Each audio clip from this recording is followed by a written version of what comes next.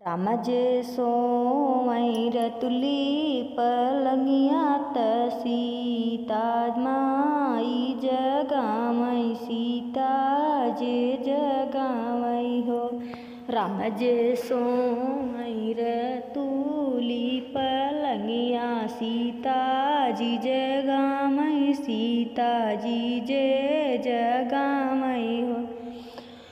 श्याम भैया के भैले भतीजवा नैहर हमहूँ जाबै नैहर हमहूँ जाबै हो। श्याम भैया के भैले भतीजवा नैहर हमहूँ जाबै नैहर हमहूँ जाबै हो। सीता तू चल जाबिउ नैहरवा रहब हम कैसे रहब हम कैसे हो। जऊ सीता जाबिउ नैहरवा दुख सुख कैसे कहबू दुख सुख कैसे कहबू हो। सीता रतिया की सोबू के करे लगा तके करे लगा हो। सीता खेलबू कूदबू के करे संगे निहो। सीता तू चलिउ जऊ नैहर हम रहब कैसे हम रहब कैसे हो। सीता आपन दुख सुख कैसे कहबू के करे संग सोबू हो। सीता के करे संग खेलबू तू मस्ती हो।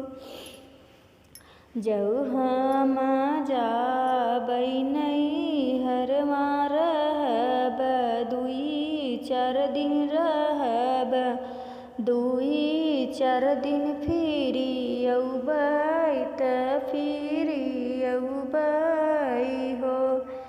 श्यामी जाबै हम नैहर रहबै दुई चार दिन फिरी लवटी घर अउबै हो। श्यामी कहब खेलब बहिनी के संगा दुख सुख बाटब भाभी संगे निहो।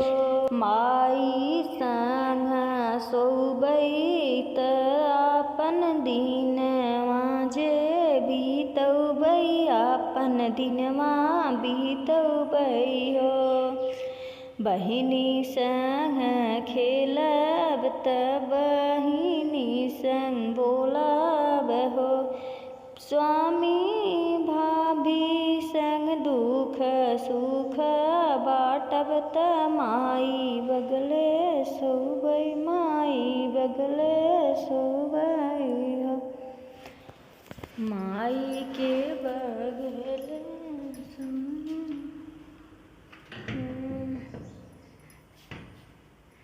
दुई से चार सोबै हो। तू कसम खासी त दुई से चार दिन रहबिउ फिर लवटी घर अउबू फिर लवटी घर अउबू हो। सीता हमारे मुड़े हाथ रख दुई चार दिन रहबिउ फिर लवटी घर अउबू हो। सीता रखी दीही राम मुड़े हाथवा त विश्वास किए हो। बहिनी राम कइले त बिदैया सीता गइली नैहर हो।